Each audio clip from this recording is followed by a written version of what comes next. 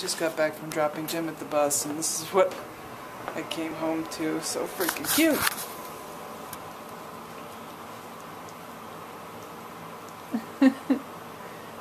Are you the cutest dog?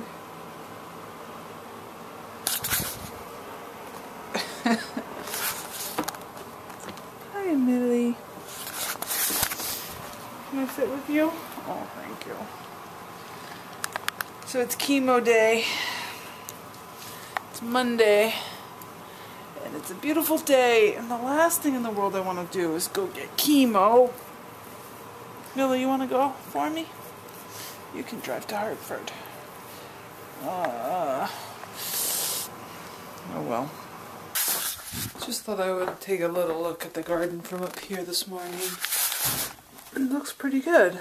I've been digging in it yesterday. So, and there's stuff growing. You can barely see it, but little by little, there's one bed to the left and one bed to the right that I haven't uncovered, and then behind that, all that green, which is rhubarb, there's another bed that I haven't resurrected either. I've got a few hours. I'm going to get some exercise, some food, do a little work, and go to chemo. Look what Millie found for me in the woods. Thanks, Mill. Actually, it was just sticking right up out of the trail. It was like right here in the middle of the trail. Nice little gift on the day that I have to go to chemo.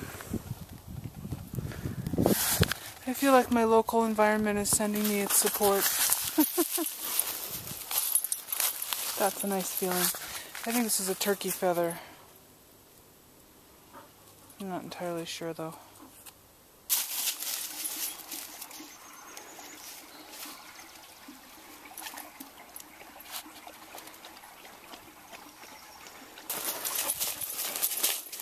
Okay, puppy.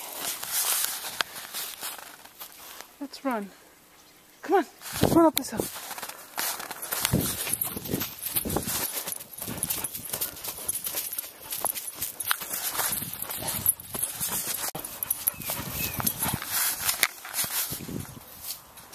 Sit.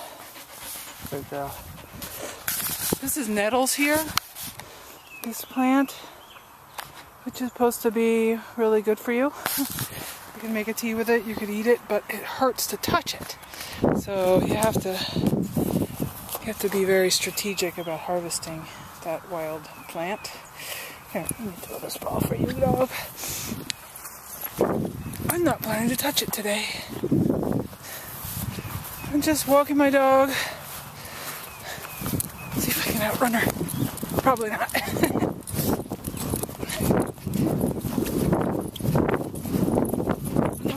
There she goes.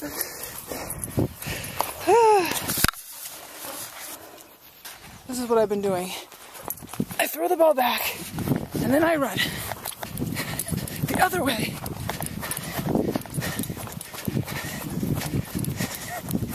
And this has been... here she comes. We have to get to the... We're at the fence. This has been how I've been doing my workout. No. Well, I also rode the spin bike this morning, but I kind of wanted to run, but I was not sure I was up for it. Millie, get your ball. Millie, ball. So I did a little of both.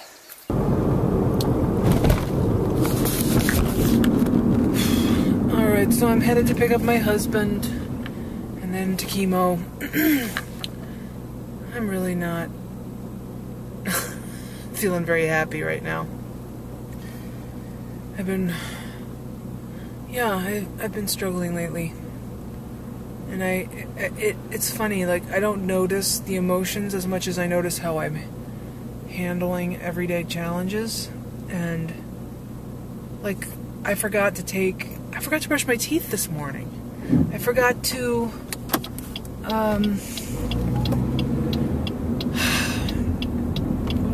oh yeah, I forgot to take, see, I forgot what I forgot. I forgot to take my vitamins at lunchtime, which is feels especially important today because these are vitamins to help sort of prevent the neuropathy, which is the big, scary, could be permanent side effect that I could get from the chemo I'm on right now. Why is this car not moving? So I'm going to chemo and it puts me in a bad mood. Chemo sucks. And the other thing is that I keep eating too much. I keep thinking of that scene in the Austin Powers movie with the character Fat Bastard who's saying like, I can't stop eating. I just keep eating and eating. And I know how that feels sometimes when I'm stressed. That's what happens. And I'm not returning phone calls. People are calling me to offer me support and I'm not picking up the phone because it feels like, no, I don't have time for that. I'm too busy being stressed.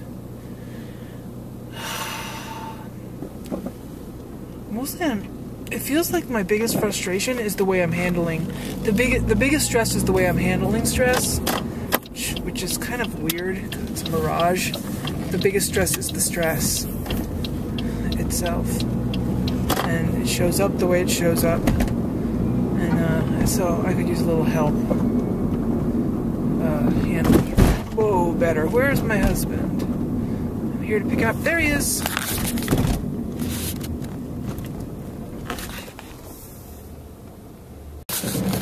So we're leaving the cancer center on Monday, and I just had chemo. It went fine, but I was in a really bad mood when we started out. I just was hating it, you know? You walk into this place and you're looking at people who look really, really sick. And there's people being wheeled around in gurneys, and there's people with walkers, and there's people with like horrible fake wigs. And like IV poles and hobbling around, and then there's all these healthy looking doctors in their nice clothes going in the back way, and I just felt angry at all of them. I felt angry that I had to see the sick people. I felt angry at the doctors that they were sauntering around like the kings of the universe. And of course, it was just my bad mood and everything looked evil. And every now and then, it hits me that I'm,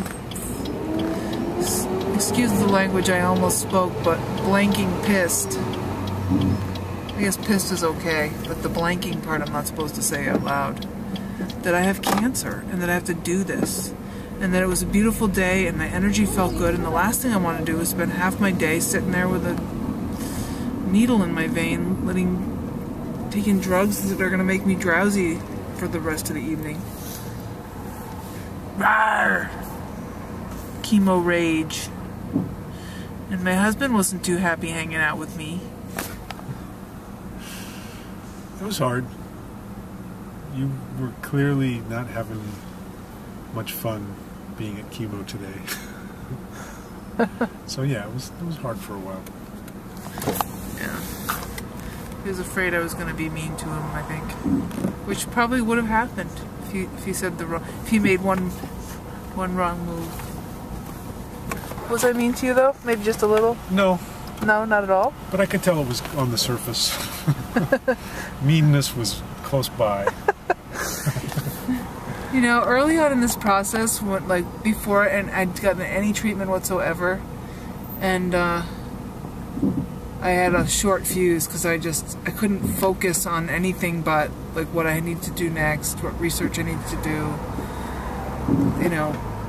And he would talk to me about something like the dishwasher or something, and I'd be like, "Do I need to?" I would be very snippy. And I remember one time he said, and I'm not holding you to this or anything, but I'm just giving you credit because it meant a lot to me at the time. Because I felt guilty whenever I got like that. And you were saying something like, I couldn't take it out on you, and it was okay. Remember? Yeah. Those were the days.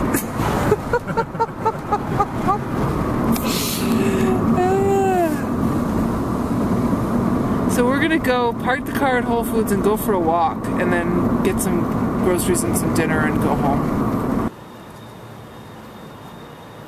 That's a good one, and so is this one.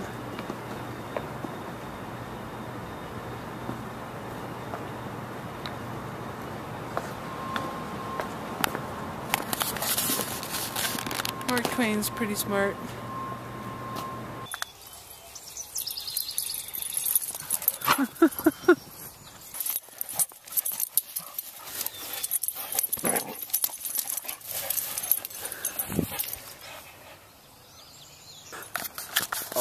There are stem cells that produce new cells. Right.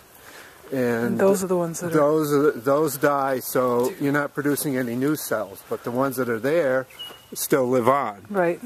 So... Sorry. That's weird. Is it weird? Do you want me not to do that? No, I don't care. Okay. It's just weird. As long as you're judicious about it. I'm very judicious. I don't never put online any mean things you say about your wife.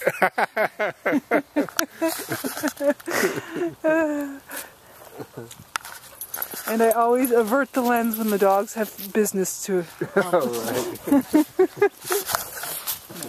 But actually this has been 4 times in a row now that it's gone well. And she always sticks me in the same place. You can see, look at all the tracks on my hand. Yeah. Right there. I mean, you look like, you can see your veins. Yeah. It's not like...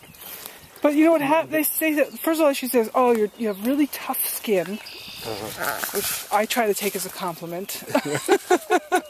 and then they get the needle in, and then the vein collapses. Oh. And I think I was panicking. I think it was actually like a psychological, like an unconscious, like, no, I don't want this. You shut my veins down. Yeah. But so since the last really hard time, every single time I sit on Jim's lap and I don't watch. And before that I was always on my own and watching. Okay. So now I turn I think that it helps that I don't look. That makes sense. Just went for a run. I've been noticing watching my videos that I clear my throat a lot. I asked Jim about that and he said that since my surgery he's noticed that I do that more. And I did notice after the surgery that that I had more like liquid in my lungs, and I guess that's common because of the anesthesia. So I'm kind of wondering if chemo also has that kind of an effect. Anyway, I went for a really slow run, maybe 4 miles on trails, and it was really nice. Yeah, it was really good. It's been a while since I've gone for a run, and I didn't bring Millie. I just needed some pure me time. I didn't want to have to corral her, and it was really good. My brain got a chance to, I got a chance to travel further on some trains of thought that I have in a long time. And whenever I get to do that, I come back inspired, feel inspired.